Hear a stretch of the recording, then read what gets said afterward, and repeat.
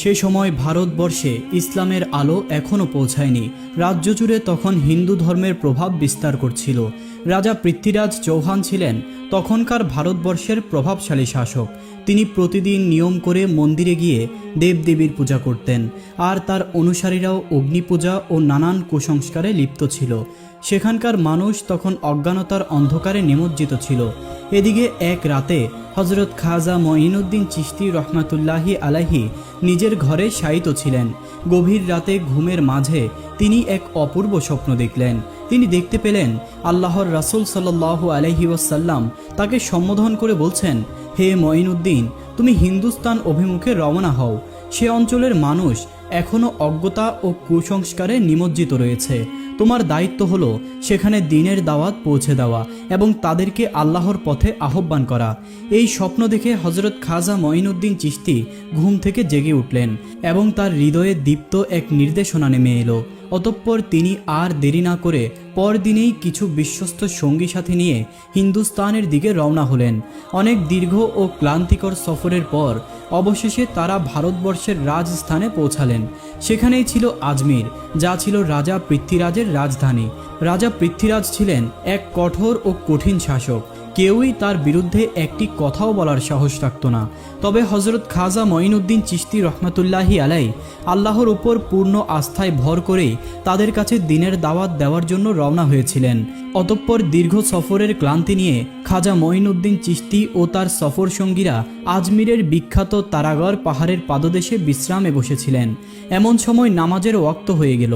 তখন খাজা সাহেব শান্ত গলায় সঙ্গীদের উদ্দেশ্যে বললেন, নামাজের সময় তো হয়ে গেছে, অজু করতে হবে, কিন্তু আমাদের কাছে তো অজু করার মতো পানি নেই। তোমরা আশেপাশে কোথাও পানি খুঁজে দেখো। তার নির্দেশ অনুযায়ী দুইজন মুরিদ একটি লোটা হাতে নিয়ে পানির খোঁজে রওনা হলেন।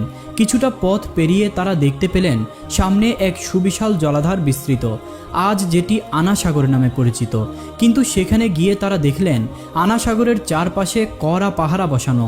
রাজা পৃথ্বীরাজের সেনাবাহিনী চারদিক থেকে জলাধার ঘিরে রেখেছে। সৈন্যরা তাদেরকে দেখে সন্দেহ ভরা দৃষ্টিতে প্রশ্ন করল, তোমরা কারা? এখানে কেন এসেছো? আগে তো তোমাদের কখনো দেখিনি।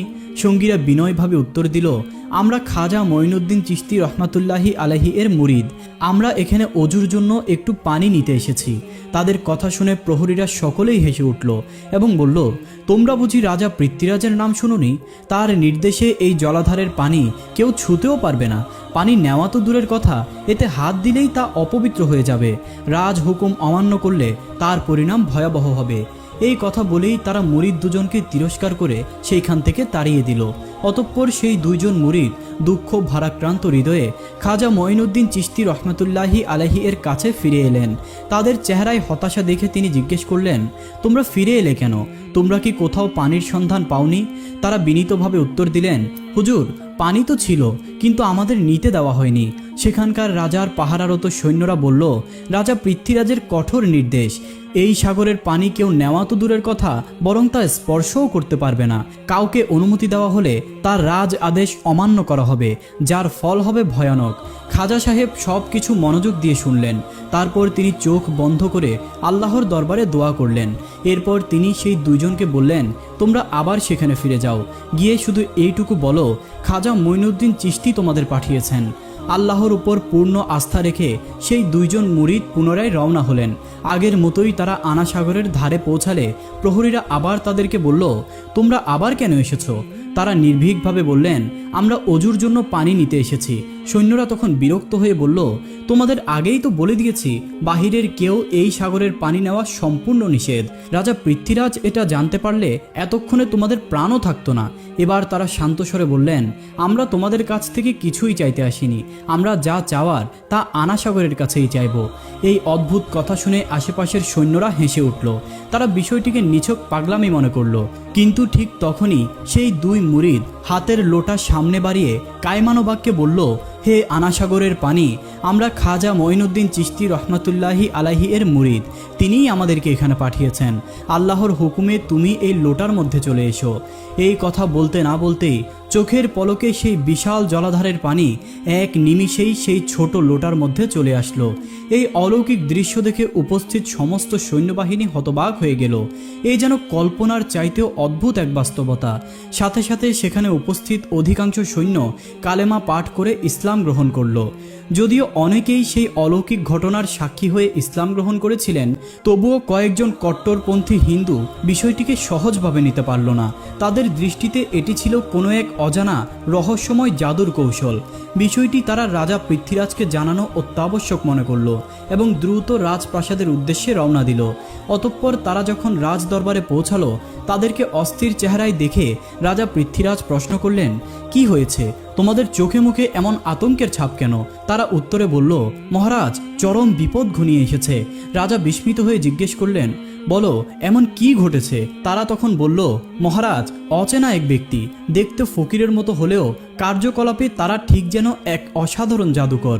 তিনি এমন কিছুর সাক্ষাৎ দিয়েছেন যা আমাদের বিশ্বাসকেও হার মানিয়েছে। সেই ফকিরের দুইজন মুরিদ গোটা আনা সাগরের সমস্ত পানিকে একটি ছোট লোটার মধ্যে নিয়ে নিয়েছেন। এমন জাদু আমরা কখনো দেখিনি, কখনো শুনিওনি। এই বর্ণনা শুনে রাজা পৃথ্বীরাজ হতভম্ব হয়ে গেলেন। তিনি জীবনে বহু জাদুঘরদের খেলা দেখেছিলেন, কিন্তু এই ধরনের অলৌকিক জাদু তো তিনি কখনোই দেখেননি, এমনটা তিনি কখনো শুনেননি। তাই কিছু না ভেবেই তিনি সৈন্যদল সহ সেই স্থানটি নিজ চোখে দেখার জন্য রওনা হলেন। এরপর যখন তিনি আনা সাগরের ধারে এসে পৌঁছালেন, তখন তিনি নিজের চোখকেও বিশ্বাস করতে পারছিলেন না। সেই বিরাট জলাধার সম্পূর্ণরূপে পানিশূন্য হয়ে গেছে, কোথাও এক ফোঁটাও পানি নেই। এই বিস্ময়কর ঘটনার সংবাদ ইতিমধ্যেই চারদিকে ছড়িয়ে পড়েছিল। আজমিরের মানুষজন দলে দলে ছুটে আসতে লাগলো খাজা মঈনুদ্দিন চিশতি রহমাতুল্লাহি আলাইহির সান্নিধ্য লাভের আশায়। এদিকে নামাজ শেষে খাজা মঈনুদ্দিন চিশতি রহমাতুল্লাহি আলাইহি ও তার সাথীরা প্রশান্ত মনে বসেছিলেন। ঠিক তখনই রাজা পৃথ্বীরাজ সেখানে এসে উপস্থিত হলেন। তিনি তখন দেখতে পেলেন অনেক হিন্দুই ইতিমধ্যেই ইসলাম গ্রহণ করেছে। এই দৃশ্য দেখে তার মনে আগুন জ্বলে উঠল, তবে রাগ প্রকাশ না করে তিনি নিজেকে সামনে নিলেন। আসলে পৃথ্বীরাজ ছিল একজন বুদ্ধিমান এবং কট্টর হিন্দুত্ববাদী। তিনি তীক্ষ্ণ দৃষ্টিতে খাজা সাহেবের দিকে তাকিয়ে বললেন, তুমি কে? কি কারণে এখানে এসেছো? খাজা মঈনুদ্দিন চিশতি রহমাতুল্লাহি আলাই বিনয়ের সঙ্গে বললেন, আমার নাম মঈনুদ্দিন চিশতি।